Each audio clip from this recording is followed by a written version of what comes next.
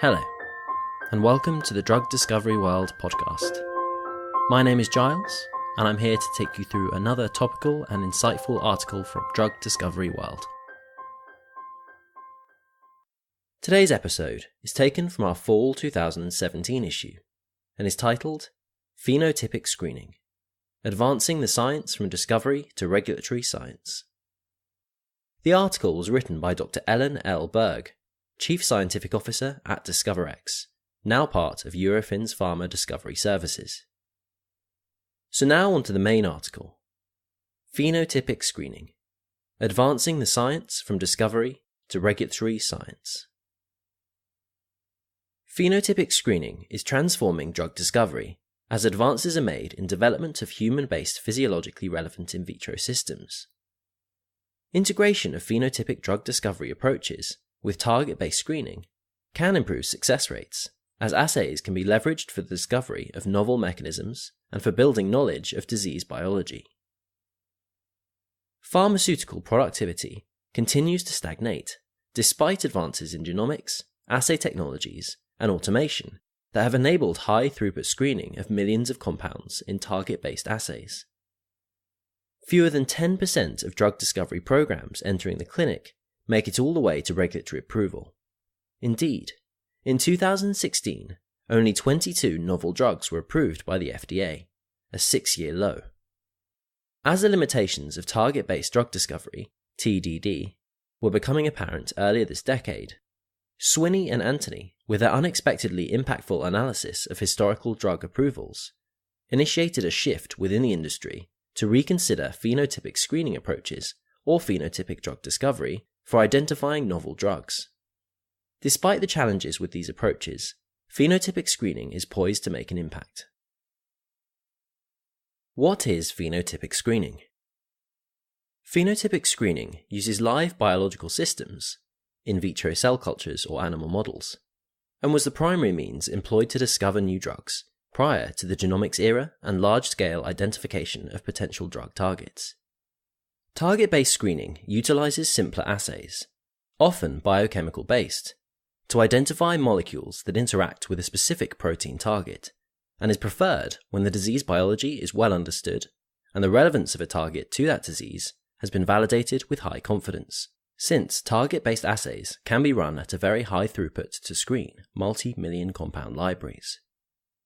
However, as Swinney and Anthony, in their 2011 paper, updated in 2014, observed, despite heavy investment in target discovery and validation, phenotypic approaches have continued to provide a significant fraction of first-in-class drugs.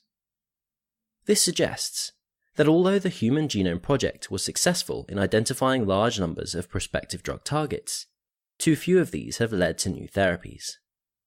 The methods used to validate these targets, and our knowledge of disease mechanisms, have been inadequate to yield the number of drug approvals needed to support the industry, contributing to the unsustainable high cost of drugs. Using decision theory analysis of the pharmaceutical R&D process, Scannell and Bosley identified predictive validity of screening models as a driving factor for improving pharmaceutical productivity. Thus, as the industry begins to adopt phenotypic approaches in drug discovery, it will be important to take into consideration that successful phenotypic programs will also require validation to ensure that the assays used effectively recapitulate the disease biology of interest. The need for better understanding of disease biology remains true, whether target-based or phenotypic approaches are taken. Designing physiologically relevant phenotypic assays. There have been several recent perspectives written about the design of physiologically relevant assays for phenotypic drug discovery. In 2015, Vincent and co-workers at Pfizer published their Rule of Three, covering 1. Selecting physiologically relevant cell types and formats, 2. Choosing assay stimuli that optimize disease relevance, and 3. Using assay endpoints that are proximal to clinical endpoints. Horvath and colleagues described a set of 17 principles to be considered when designing physiologically relevant assays, encompassing assay objectives, cell types, and media selection, as well as microphysiological characteristics and selection of clinically relevant doses. Most of the efforts in phenotypic discovery are focused on in vitro systems rather than animal models, as in vitro assays provide higher throughput and can be developed with human cell types, improving translation. Incorporating greater physiological relevance through the use of human iPSC-derived cells, or primary cells in phenotypic screens, has been made possible through the development of methods to culture and differentiate these cells. While primary human cells are considered the gold standard, iPSC, or stem cell-derived cell types, are highly attractive due to the potential for genetic screening or gene editing through new technologies such as Cas9 and CRISPR. Differentiation protocols to produce more adult-like phenotypes continue to evolve. The use of co-cultures, incorporating more than one cell type, is another option to improve physiological relevance within the confines of high-throughput screening paradigm. Co-culture systems, if appropriately designed, have been shown to increase the biological relevance and detection of disease-relevant mechanisms with minimal impact on assay performance. While developing assays with high physiological relevance is a goal, there can be practical considerations for high-throughput primary screening that limit assay design choices. For example, the use of patient-derived cells may not be feasible due to excessive variance caused by patients being at different stages of disease or having different drug exposures. Throughput is also a consideration. Although advanced cellular systems with complex formats such as organs on a chip, bioprinted tissues, and organoids have been proposed as a solution for their perceived greater physiological relevance, many lack the requisite throughput required for large-scale screening. Indeed, initial studies using these systems have generated much excitement, even though validation of these for many contexts of use remains to be established. The validation process for complex in vitro systems to establish reproducibility and disease relevance is not trivial. As the complexity of an assay system increases, so does the number of variables and the potential for reproducibility problems. Validation requires sufficient throughput to perform the extensive evaluation needed to fully characterize the biology represented by the system and clinical relevance. Since sampling the largest expanse of chemical matter is the goal in primary screening, it is preferable to employ the simplest assay that covers the desired biological mechanism. Thus, the most valuable application of these highly complex, physiologically relevant systems may be in basic research, building our understanding of disease biology through testing known drugs or genetic modifications, for new drug target identification, or for characterizing small numbers of lead candidates at later stages of discovery. Phenotypic drug discovery. Practical lessons learned. As adoption of phenotypic approaches in pharmaceutical discovery research has expanded, reports of successes as well as lessons learned have begun to emerge. A recent perspective written by investigators from Genentech, Pfizer, Eli Lilly, Novartis, and Roche emphasized the need to have sufficient understanding of disease biology to develop a successful screen. They propose a chain of translatability to build confidence in the assay system to ensure effective modelling of the disease of interest. This chain of translatability connects the endpoints measured in the assay system through to the clinical outcome, a framework that is in some ways analogous to the adverse outcome pathway concept being developed for chemical toxicity risk assessments. The strength and confidence in this connection is important, given that the ability of the screening assay to predict clinical therapeutic response is a fundamental determinant of success. This is more straightforward for some therapeutic areas, for example infectious diseases where the infectious agent itself is causative, than for others, for example chronic inflammatory diseases and CNS disorders, where the causes may be unknown, and intervention points can be far downstream. Thus, a more comprehensive understanding of the cell types, biological processes, and tissue responses involved in the disease is required to design successful screening assays.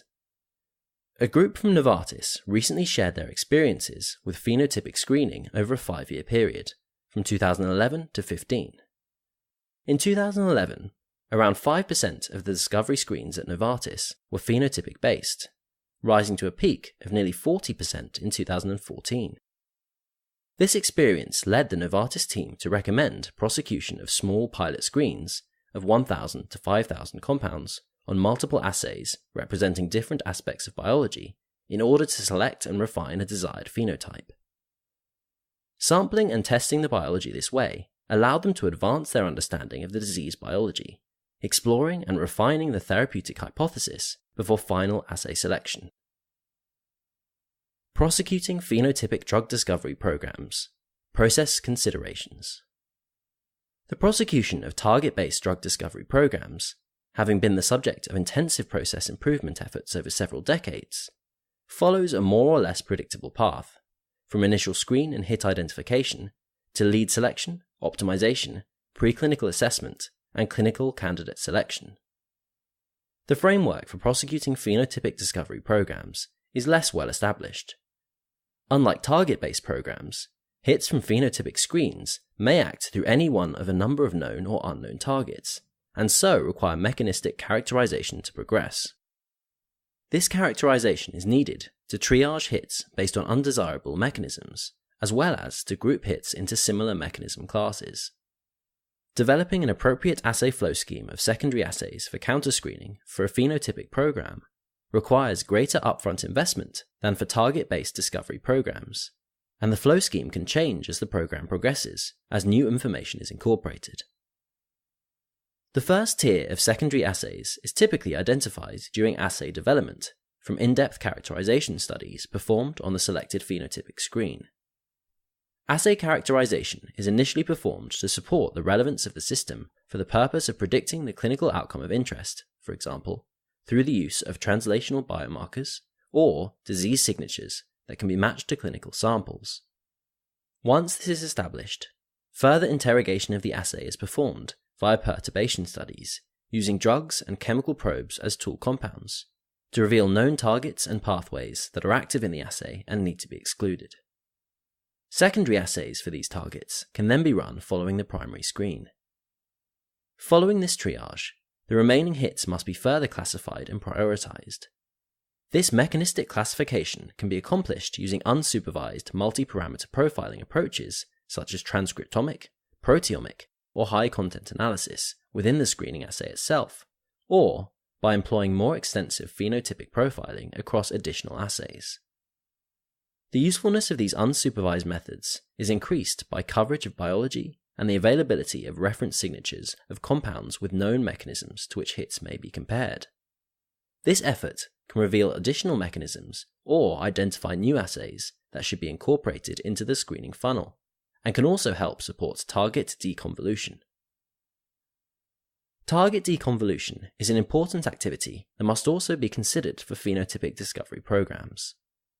While many drugs have been approved without a known molecular target, knowledge of the target is highly valuable for the discovery of follow-up compounds and for de-risking the potential for unexpected toxicities in vivo. Known targets can be eliminated by testing in-target-based cellular or biochemical panels, such as those established for safety pharmacology or for broad coverage of particular target classes, such as comprehensive GPCR or kinase panels. For the identification of truly novel targets, there have been advances in methods to identify targets using chemical proteomics techniques, such as affinity pull-down, functional genomics methods, or molecular profiling. These can be time-consuming and resource-intensive, and often multiple approaches are required. Thus, for most discovery research groups, unless the chemistry lends itself to such an effort, target deconvolution activities are only initiated late in discovery. Phenotypic profiling studies that leverage the use of bioactivity fingerprints across standard panels, ideally that cover a broad range of biology to classify compounds based on mechanistic similarity, can be used to prioritize candidates prior to initiating these efforts. Future: the integration of phenotypic and target-based discovery approaches. A common theme emerging from pharmaceutical research is the need for more effective integration of human biology into the drug discovery enterprise. Years of investments in omics technologies that measure the cellular components of biological systems and permitting the generation of pathway networks has built our knowledge of intracellular signaling mechanisms, but has not led to comparable advances in our understanding of disease biology. This is particularly true at higher levels of organization, including how information is communicated between cells and tissues to affect human outcomes. The regulatory mechanisms at these higher levels of organization are closer to clinical outcomes and therefore are more tightly associated with and predictive of therapeutic efficacy.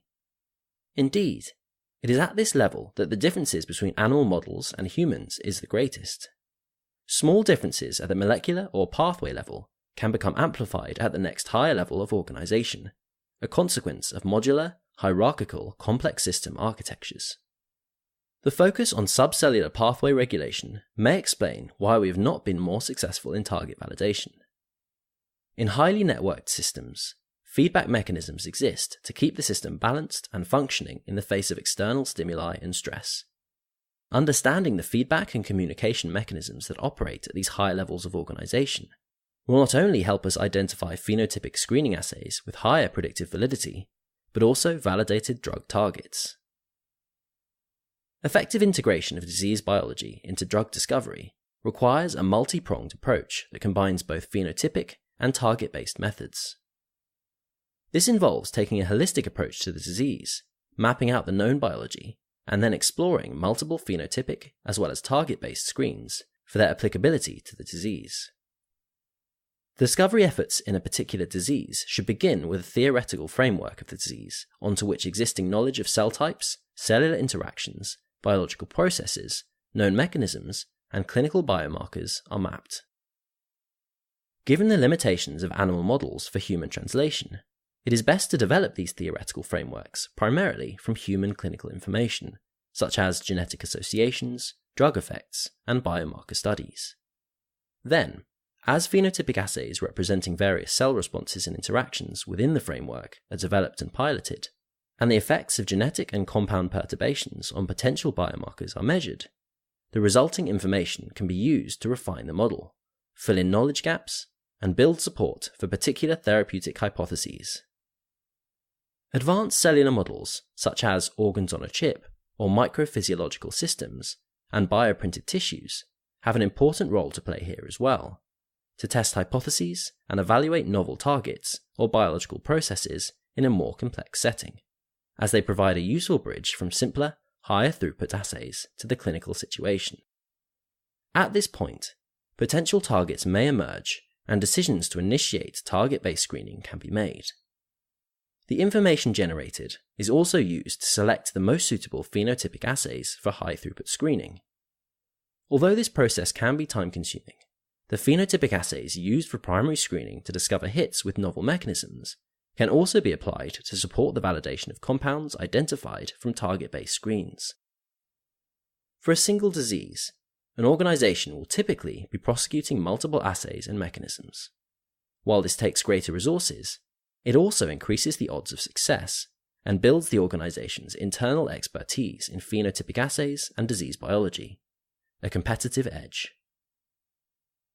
There are additional advantages of taking this integrated approach, despite the larger investment required. As phenotypic assays are prosecuted over time, the data from these assays can be combined to build large chemical biology datasets that can yield valuable insights into chemical structure-function relationships and also address the problem of drug safety. Pharmaceutical discovery groups are familiar with the value that has been gained from mining target-based screening data to support in silico-based computer-aided drug design, which permits the prediction of target activity from chemical structure. In this way, chemical space can be sampled more efficiently without having to synthesize every possible chemical analog. Large phenotypic assay datasets can be mined too for valuable insights, not only on chemical structure-function relationships, but also for the discovery of novel efficacy or toxicity mechanisms.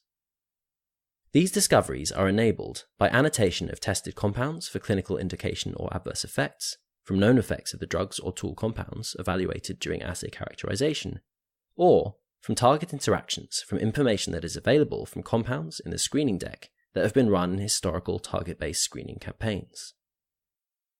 The potential of this approach to address the problem of clinical failures due to unexpected toxicities represents a strategic advantage and can benefit an organization across all therapeutic programs. An estimated 30% of programs fail in clinical testing due to safety issues. The mechanisms of most toxicities are not known, and animal testing has showed limited predictivity. The ability to mine large chemical biology datasets for correlations to known clinical activities, including adverse effects, as well as target mechanisms, helps build knowledge of toxicity mechanisms. Indeed, data mining of well-annotated bioactivity databases for drug associations with adverse effects has been useful for discovering novel mechanisms of toxicity. Analysis of phenotypic profiles from a standardized panel of human primary cell-based assays has revealed a novel mechanism involving autophagy in vascular endothelial cells that contributes to thrombosis-related side effects in humans, and has also successfully uncovered mechanisms underlying skin hypersensitivity in non-human primates.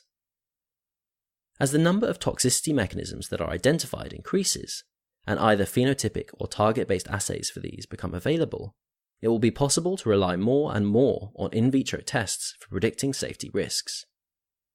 For drug pharmacokinetics, it is already standard practice to use a combination of in vitro and in silico models to predict human exposures.